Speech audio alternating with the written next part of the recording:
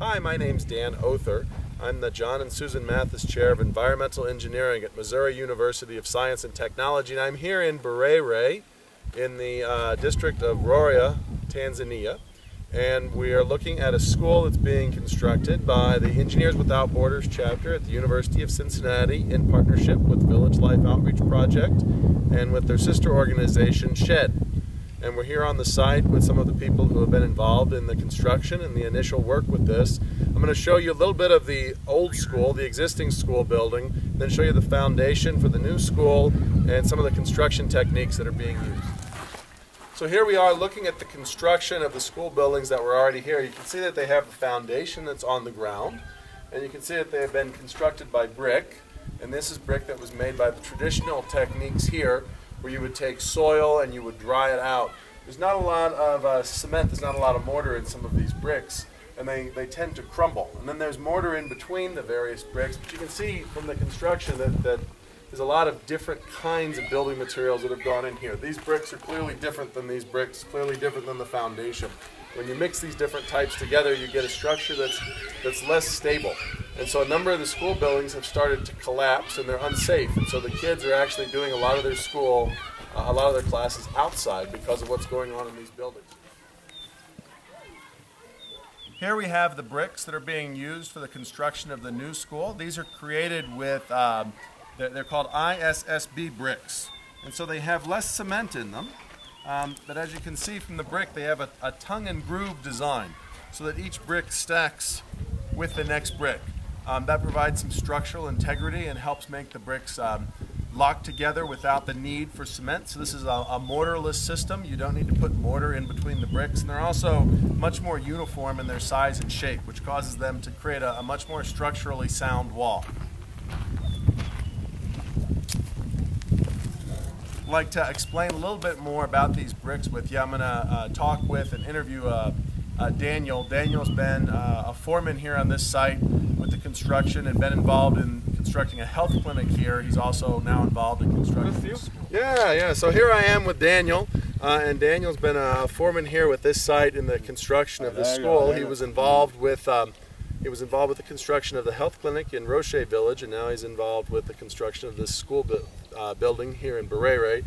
And Daniel, can you tell us a little bit about these ISSB bricks? Yes. The ISSB bricks is a bricks that we learned from Nairobi, and building construct. It helps to build good constructions with a very strong building. So it has a good shape, and it is easy to build, and it's also cheap. Very strong, very inexpensive. It's very strong, but it's very cheap. Mm-hmm. And it builds a very good construction.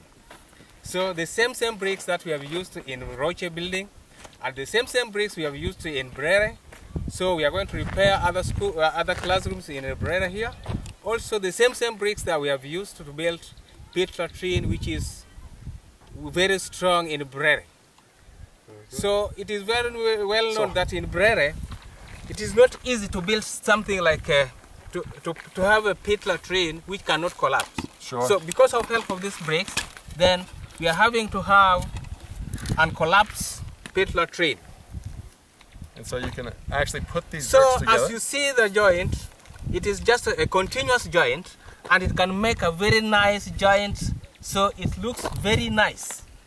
It's very strong. And very strong. And so how many courses of bricks do you lay before you put something to hold it together? From the beginning we put mortar to the foundation, and then we lay 4 courses of bricks like this.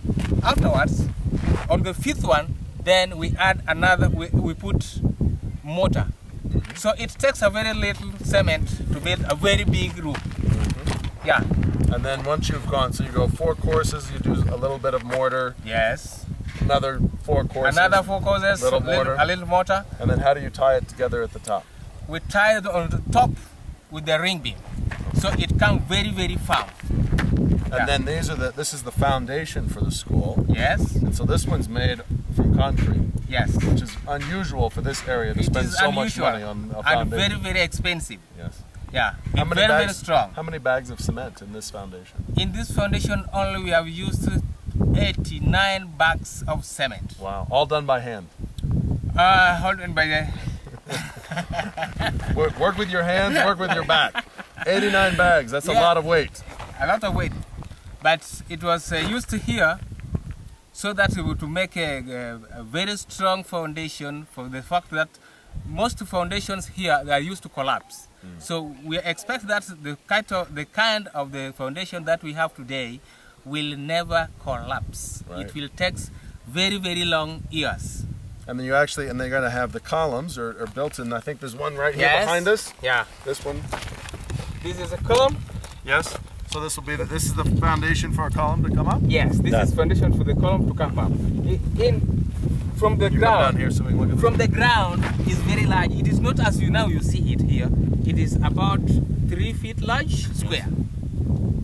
Each column are the same, except the central columns are much bigger than the outer side columns. Okay.